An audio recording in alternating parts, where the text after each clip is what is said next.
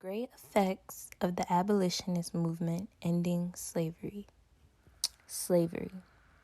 When did slavery begin? African slavery began in Jamestown, Virginia in 1619. A Dutch ship was first to trade about 20 African enslaved people, which were needed by the colonists to grow food and supplies needed. Enslaved African Americans worked on plantations, mostly growing tobacco and cotton. Although both northern and southern colonies used the enslaved Africans, they were more predominant in the southern colonies because the demand for the production of crops became more of a need for their economy. This is why southern colonies strongly disagreed with the abolitionist movement. The treatment of the enslaved Africans in southern colonies wasn't exactly the best. Enslaved Africans were seen as property to the wealthy landowners in the South. They had to work from sunup till sundown on the field, planting and picking crops, not given adequate amount of food, tired, weak, and also hungry. They lived in small. This led to the spark of the abolitionist movement.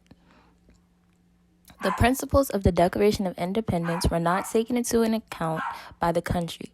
All men are created equal wasn't being portrayed within the country. Discrimination occurred very often in society. Slavery became a strong religious objection to the Quakers. The American Anti-Slavery Society was then put together. And also, the enslaved strongly disagreed with the 3/5 Compromise. An abolitionist is a person who favors the abolition of a practice or institution, especially capital punishment or slavery. Abolitionists believe that slavery was a national sin and that it was the moral obligation of every American to help eradicate it from the American landscape. By gradually freeing the slaves and returning them to Africa, abolitionists were people who wanted to end slavery. The best-known African-American abolitionist was Frederick Douglass. He escaped when he was 21 and moved to Massachusetts. President Abraham Lincoln abolished slavery in 1865. The 13th Amendment formally abolished slavery. Pennsylvania became the first state to abolish slavery. First, American Anti-Slavery Society, which was the first organization dedicated to acting out on the emancipation or freedom of slaves. Women were allowed to take part in this society.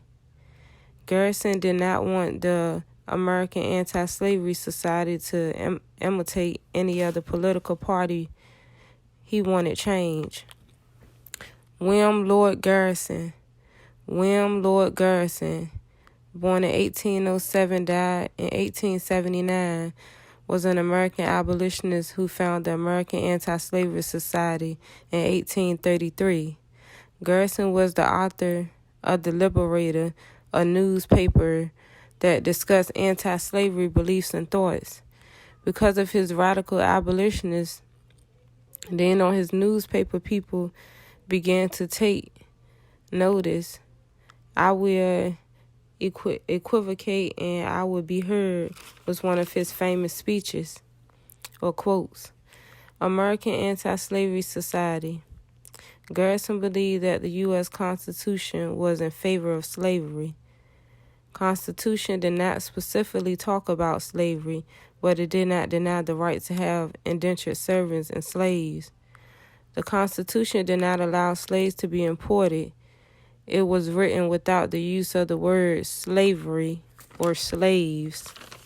Frederick Douglass, he was the most famous African-American abolitionist. He was a former slave. In 1849, he founded a black abolitionist newspaper called the North Star.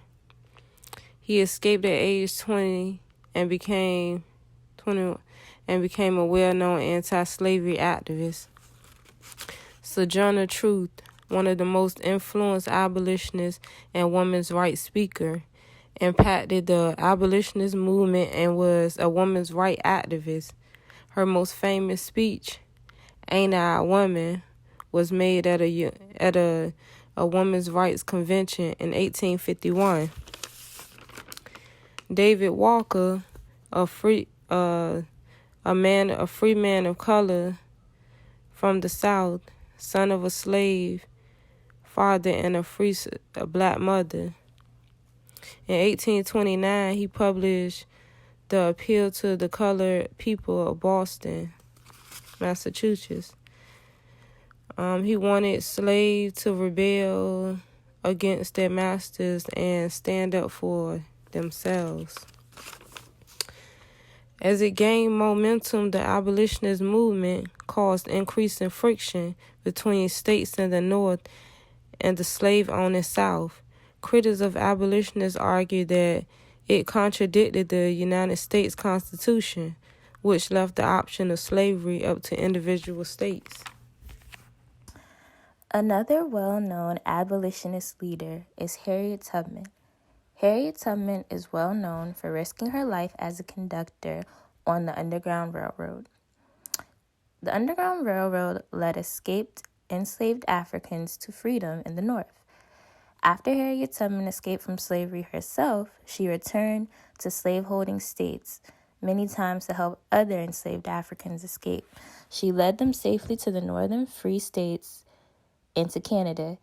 It was very dangerous to be a runaway slave. The Underground Railroad had many secret routes and safe houses used by 19th century enslaved people of Africa. It was a vast network of people who helped fugitive slaves escape to the north and to Canada. It was not ran by any single organization or person. Enslaved Africans would escape on foot and walk up north to freedom. On the route there were safe places where they could eat or sleep. Also, conductors helped runaway enslaved Africans by providing them with safe passage to and from stations. But some of the most prominent leaders of the movement were also black men and women who escaped from bondage. The abolitionists saw slavery as an abomination and an affliction on the United States, making it their goal to eradicate slave ownership. They sent petitions to Congress, ran for political office, and inundated people of the South with anti-slavery literature.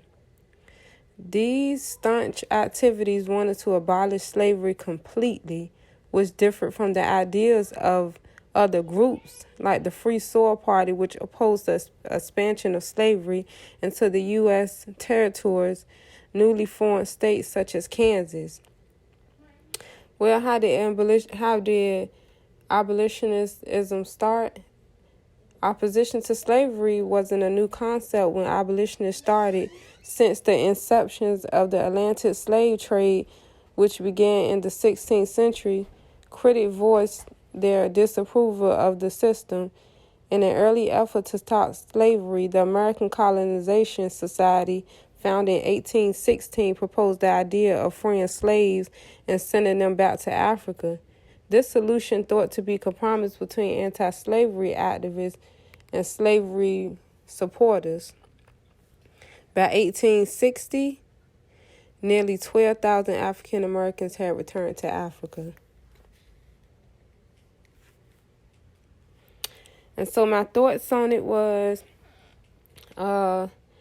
abolitionist was a person who was trying to get rid of slavery, which I think was a great thing. And still today, there's still slaves and a lot more going on, but overall, I think it was a beautiful thing. The most significant accomplishment of the abolitionist movement, in my opinion, was the emancipation of slavery. This was accomplished by combined efforts of many abolitionists, including free black citizens and white people. The efforts included the writing of many anti-slavery pamphlets, anti-slavery petitions, and peaceful and violent rebellions against slave owners.